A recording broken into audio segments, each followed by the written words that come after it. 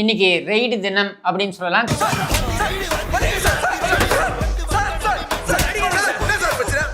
மக்கள் பெரிதாக எங்களை போன்றவர்களெல்லாம் என்னடா பேச்சு பேசுறீங்க?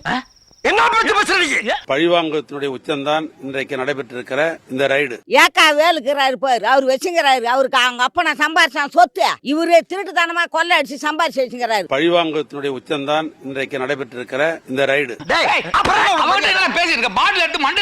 இதுல ராசா ஏவா வேலு வீட்டு வாசல்ல நிக்கிறாப்ல, உள்ள ரைடு நடந்துட்டு இருக்கு. இவருக்கு ஒரு PA security security security open the door. MP வந்திருக்காருங்க, கதவுத்துறங்க. Honourable MP is coming in the gate. கதவுத்துறங்க வாங்க எங்க சொல்லுவாங்க, கூமாப்பட்டிக்கு வாங்குங்க அப்படின்னு சொல்லுவாங்கல்ல, அந்த மாதிரி வந்து எங்க ஆராசா வந்திருக்காருங்க, கதவுத்துறங்க கதவுத்துறங்க சொல்லிட்டு அங்க ரைடு நடக்குது. நீ அங்க போய் என்ன ஆணியா புடுங்க போற? ஏவாவேலு வீட்டின் முன் வந்த ஏவாவேலுவின் வழக்கறிஞர் தான் ஏவாவேலுவை சந்திக்க வேண்டும் என லஞ்ச ஒழிப்புத்துறை அதிகாரி ஒருவரிடம் கூறினார். புளியங்குளம் சக்தி வேலை பார்க்கணும், வழிய விடு. அதற்கு தற்போது வீட்டில் சோதனை செய்து கொண்டிருக்கிறோம், அது முடிந்த பின்பு வாருங்கள் என்று எந்த குளமா இருந்தாலும் சரி, காலேஜ் விட்டு வெளியே வந்த பிறகு பாத்துக்க. லஞ்ச ஒழிப்புத்துறை அதிகாரி கூறியதோடு வழக்கறிஞரை வீட்டிற்குள் அனுமதிக்க மறுத்தார். யார பாத்தியா ஓடி போன? இவர் மாஸ்டர். போயிரு, அது உனக்கு ரொம்ப நல்லது. போறியா நெத்தில போட்டு வச்சிரவா. ஆன போயிரடா போடா போ. சிக்கன்ல குடுத்துட்டாங்கயா, சிக்கன்ல குடுத்துட்டாங்க. டேய் கிளம்புமா. என்ன மாஸ்டர், வீடு கட்டலையா? வீடு இருக்கிற வீடு போதும், வா போவோம். ஸ்டாலினுக்கு அனைத்து ஆற்காடு ஏற்பாடு யாரு? ஏவா வேலு. ஸ்டாலினுக்கு ஏவா வேலு என்ற ஏற்பாட்டாளர் ஏவா வேலு அவர்களுக்கு சிறை உறுதி ரொம்ப சீக்கிரமே நடந்துடும் நினைக்கிறேன். திருவண்ணாமலையில் கிட்டத்தட்ட 1/3 இடங்கள் அவருடைய சொந்தக்காரர்களுக்கு சொந்தமானது. கோயிலையே அவர் கட்டுப்பாட்டில் கொண்டு வந்துட்டார். நல்ல நோண்டி நொங்க எடுங்க சார். இப்ப இவருடைய கல்வி குழுமங்களின் உள்ள சொத்துக்களே 2000 to 5000 கோடி வரும். ஆனா இப்ப தோராயமா 4000 கோடி. நான் பரிசுத்தமானவன், எந்த தவறு செய்யாதவன். இவங்க இவருடைய துறையில மாத்திரம் ஒரு வருஷத்துக்கு 1.5 லட்சம் கோடின்னு 5 வருஷத்துக்கு 7.5 லட்சம் கோடி ரூபாய், கிட்டத்தட்ட 7 லட்சம் கோடி ரூபாய்க்கு கான்ட்ராக்ட் கொடுக்கப்பட்டிருக்கும். நீ லட்சக்கணக்கான கோடிகள், 1000 கோடி 2000 கோடியில லட்சம் கோடியில ஊழல் நடந்திருக்கு. இந்த ஸ்கேம் பேரு ghost road scam. Ghost road scam ரொம்ப கிரியேட்டிவான நேமா தான் இருக்கு. அதுல 30% பார்ட்டி ஃபண்ட் போயிருந்தால் ரஃப்லி 2 லட்சம் கோடி, 7.5 லட்சம் கோடிக்கு 2 லட்சம் கோடி. ஒவ்வொரு ப்ராஜெக்ட்லயும் 35% கமிஷன். அப்புறம் ரோடு மசூர்லையா இருக்கும் அப்படிங்கிற மாதிரி தான் இருக்கு. என்ன டேய் மாப்ள, எரும கடா, இதெல்லாம் திம்பிங்களாடா? 10 அளவுக்கு தான் அள்ளி வாயில வைக்க முடியும், இல்லன்னா விக்கிக்கிறோம்டா. நாங்கள் திராவிட முன்னேற்ற கழகம் மிசாவை பார்த்த இயக்கம். இந்த இயக்கம் இதுக்கெல்லாம் நாங்க விட மாட்டோம். இன்னைக்கு ரைடு பண்றோம், வழக்கு தொடரலாம். காலையிலிருந்து பரபரப்பாக பேசப்படுகின்ற 2 விஷயங்கள். ஒன்னு பாத்தீங்கன்னா ஏவா வேலு எதிலும் வல்லவர், அதனால்தான் அவர் ஏவா வேலு.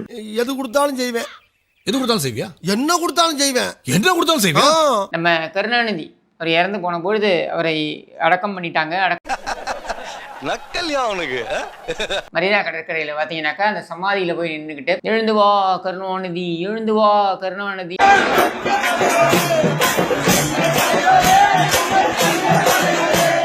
சேகர் பாபு மளிகை சாமான் வாங்கி போட்டு பெரிய ஆளானார் அப்படின்னாக்கா, ஏவா வேலு பார்த்தீங்கன்னாக்கா கருணாநிதி சமாதியில பஜனை பாடியே அவர் பெரிய ஆளானார்.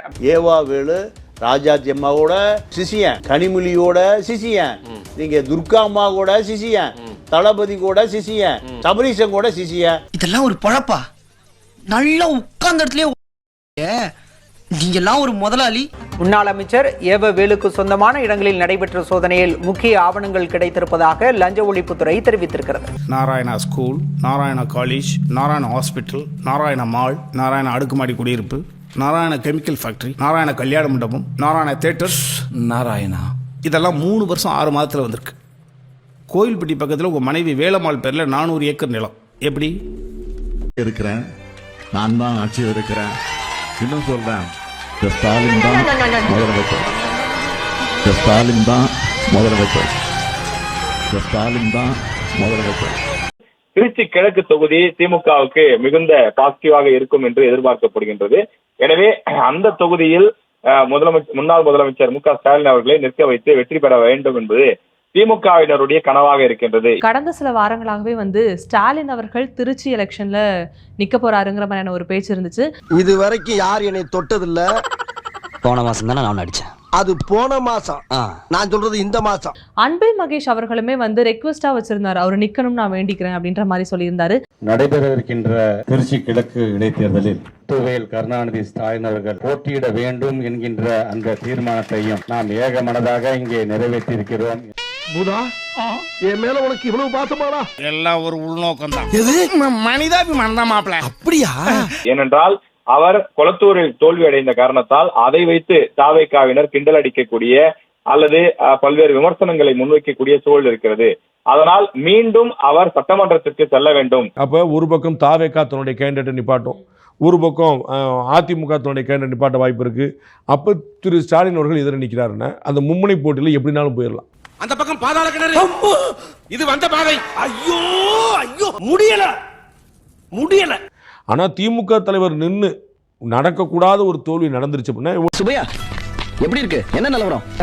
எப்படி போயிட்டு இருக்கு? இது வரைக்கும் உங்க அப்பா ஜெயிப்பாங்கிற நம்பிக்கை இருந்துச்சு. இப்ப இடையில ஒரு 2 பேர்ட்ட பேச்சுவார்த்தை நடத்தினேன். உங்க அப்பா க்ளோஸ். என்னடா சொல்ற? அவர் எங்கே காணோம் என்று நக்கல் அடித்த அதே இடத்தில் அவர் மீண்டும் வெற்றி பெற்று சென்றால் அது மிகப்பெரிய ஒரு கம்பீரமாக இருக்கும் என்று திமுக சார்பில் திட்டமிடப்படுவதாகவும் சொல்லப்படுகின்றது. அப்ப அது மாதிரி ஏதாவது ஒன்று ஆயிடுச்சுன்னா அது அரசியல் எதிர்காலத்துக்கே முற்றுப்புள்ளியாரு. ஒரு தடவை இல்ல பாஸ், 2 தடவை தோத்துட்டீங்க அப்படின்னாரு. இப்படி கத்தி கத்தியே அவனை வர வச்சுட்டேப்பா. இனிமே அவன் காலில் விழுந்து கெஞ்சி கேட்டாலும் போக மாட்டானே. இதுல முக்கியமா நீங்க கவனிக்க வேண்டியது ஸ்டாலினுடைய தோல்வி ஸ்டாலின் என்கிற வேட்பாளருடைய தோல்வி இல்ல, திமுக தலைவருடைய தோல்வி. ஏண்டா இந்த விஜய தொட்டோம், ஏண்டா விஜய் கூட இருக்கிற அந்த மக்களை தொட்டோம் நினைச்சு நினைச்சு நினைச்சு ஃபீல் பண்ண போறீங்க. ஐயோ, பேசாம தூங்கி இருக்கலாம், நானே வந்து மாட்டிக்கிட்டனே. அப்ப அந்த மாதிரி ரிஸ்க் எடுக்கிறது உசிதம் அல்ல. அது அதற்கு பதிலா அன்பில் மகேஷ் பொய்யாமலேயே போட்டு விட சொல்லலாம். என்ன குள்ள சொன்ன பாக்குறாங்க, நடக்காதா? நான் இங்க இல்ல. ஐயோ, என்ன நானே போட்டு கொடுத்துட்டனே. அப்படி நின்று அவங்க ஜெயிக்கிற ஒரு முயற்சி பண்ணாங்கன்னா அது கௌரவமா இருக்கும். வெற்றி வாய்ப்பு இழந்தா கூட நம்ம ஏதாவது சொல்லிக்கலாம். நம்ம எலக்ட்ரானிக் ஓட்டிங் மிஷின்ல எந்த பட்டன் நமக்குனாலும் விசிலுக்கே போதுங்க. 10 பட்டில் எல்லா நம்ம பார்த்து எல்லா பட்டன் விசில் போதும், தாமரைக்கு சொன்ன மாதிரி அடிச்சுட்டு சமாளிச்சுக்கலாம். அப்ப திமுகவே 65 சீட்டுக்கு மேல போல, திரு ஸ்டாலினே தோத்துட்டாரு அப்படிங்கிறது ஓகேங்க, ஒரு ஜெர்க்கு. 2வது தோத்துட்டா மக்கள் முற்றிலும் நிராகரித்து விட்டாருன்னா தம்பி இருக்கியா போவாமா? ஏண்டா ஒரு மனுஷனை சாவடிக்க பார்த்துட்டு மறுபடியும் புறப்படலாமா நான் கேட்கிறேன். விஜய் அண்ணா சட்டமன்ற எம்எல்ஏ உறுப்பினராக ஆகி சட்டமன்றத்துக்கு வருவாரு, ஜாலி நல்லா இருக்கும். ஏன் சார்? இல்ல சார், யோசிச்சு பாருங்களேன், எம்எல்ஏனா கேள்வி எல்லாம் கேட்கணும். பிரஸ் எல்லாம் அங்க சட்டமன்றத்துக்கு போகும்போது போய் கேட்பாங்க பைட்டு. இல்லைன்னா பேரவைத் தலைவர் அப்படின்னு ஏஞ்சி நின்று பேசுவார்ல. அவர் பேசுவாரு, அரசியல் பேசுவாரா? இந்த சைடு இவரு பேசும்போது எதிரிலேயே கை தட்ட மாட்டாங்க. உக்காந்துக்கிறது பூரா நல்லா தேர்ந்தெடுத்த வைரம் பாய்ஞ்ச அரசியல்வாதிகள், புரியுதுங்களா? அப்புறம் நிறைய ரேகிங்லாம் நடக்கும் பாருங்க உள்ள. இவர் வேற கூட்டணி எல்லாம் வைக்க மாட்டாரு, தனியா தான் போறாருல்ல. தரமான சம்பவம் நிறைய இருக்கு. கண்டென்ட் எல்லாம் அப்படியே அல்லும். டெய்லி பார்த்தா அந்த சேர் காலியா இருக்கும். இன்று ஓய்வு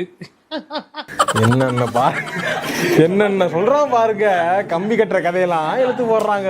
திமுகவுக்கும் அதிமுகவுக்கும் என்ன வித்தியாசம்னா, அதிமுக தோட்ட கழட்டி தான் புடிங்கின்னு போயிருவேன், திமுக காதோட அறுத்துக்கு போயிருவேன்.